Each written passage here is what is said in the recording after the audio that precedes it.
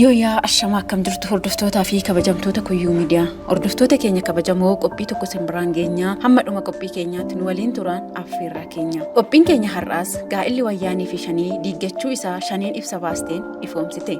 ABO'n bara 1969tti biyya Somaalee magaalaa Moqaadishootti hundaa'ee namoonni hundeessuu fi sagantaa dhaabichaa barreessuu keessatti qooda fudhatan Jaarraa Abbaa Gadaa, Ilimuu Qilxuu, Baaroo Tumsaa, Leencoo Lataa fi Dr. Diimaa Naga'oo fa'i. Akkaataa hundeeffama ABO yoo ilaallu cunqursaa fi dararaa uummata Oromoo irra ture balleessuuf akka ta'e ni dubbatama. Yeroos kaayyoon ture Oromoo qofaa bilisoomsuuf hin turre. Oromoo fi sabaa fi sablammiilee biyyattii cunqurfamoo ta'an hunda bilisoomsuuf ture. Ilaalcha biyyoolessaatiin calqabame. Oromoo qofaa bilisoomsuun Itoophiyaa diiguu ta'a waan ta'eef mirga uummata Oromoo kabachiisnee Itoophiyaa ijaarraan akka kaayyootti qabamee ture. Kaayyoon isaanii inni calqabaa gaarii ture. Adeemsaan garuu kaayyoo isaanii gadhiisaa dhufani. Keessattuu namoonni bebbeekamoon ilaalcha biyyoolessummaa qaban erga du'anii boodaa fi wayyaanee waliin hidhata erga uumanii as kaayyoo isaanii gadhiisanii naannummaatti galani. Ilaalcha walqooduu fi naannummaa isaanii kan jibban kan akka Leencoo Lataa fi Dr. Diimaa Nagahoo fa'i. Daboo dhiisanii keessaa bahanii dhaabbata siyaasaa kan biroo hundeessani. Wayyaaneen ammoo ilaalcha walqooduu kanaan umurii ishii dheerefatte waan ta'eef ABO's kanaan boccee ilaalcha duubatti hafaa kana kunuunsitee guddiste. ABO'n Oromoo tokko gochuu miti ofiifuu tokko ta'ee hin turre. Amantaa fi gosaan gadi bu'anis godinaan walqooduun bakka hedduutti burkutaa'uu danda'anii turani. Ilaalchota gufachiisoo fi dogoggoraa keessa galanii Oromoo qe'ee fi mandaraan qoodanii alagaaf saaxiluu danda'anii turani. Caba Oromoon yeroo sana cabe amma illee keessa bahuu hin dandeenye. Wayyaanee yeroo sanatti Oromoo cabsuuf dhaaba siyaasaa itti fayyadamte keessaa tokko ABO ture. ABO farda godhatee uummata Oromoo dararaa fi cabsaa turte. Ofiif aangootti dhufuuf jettee ABO akka riqichaatti itti fayyadamtee turte. Waadaa sobaa galtee fi bara 1991 keessa mootummaa ce'umsaa keessatti aangoo isinii kennee teessoon 4 keessani jetteenii gowwoomsitee erga aangootti dhuftee as fala itti baate. Wayyaaneen waan ganama dubbatte galgala itti hin deebitu waan ta'eef waadaa galte diigdeet firummaa ijaarametti bishaan naqxe. Aangoo kennuu miti isa humna qabuu fi boru naan tolu jettee hunda ni ajjeeste. Isa kaan ammoo ukkaamsitee akka miila bakarwaaree achi buutee isaa dhabamsiiste.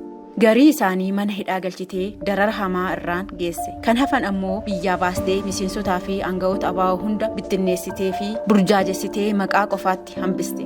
Sana booda mootummaan jijjiiramaa bakka jiranii waamee walitti qabee biyyatti deebisnaan hoogganaa isaanii kan ta'e Daawud Ibsaa miila tokko Finfinnee kaawwatee miila biraa ammoo bosona galfate. Garee shororkeessaa shiftoota shanii jedhamu hundeessee uummata Oromoo dararuu jalqabe. Oromoo qe'ee isaaniitti qaanessuu jalqabanii hojii shiftummaa amaleeffatani. Oromoo akka shiftaa shanii kan salphise hin jiru. Ergama wayyaanee galmaan ga'uuf jecha Oromoo darari.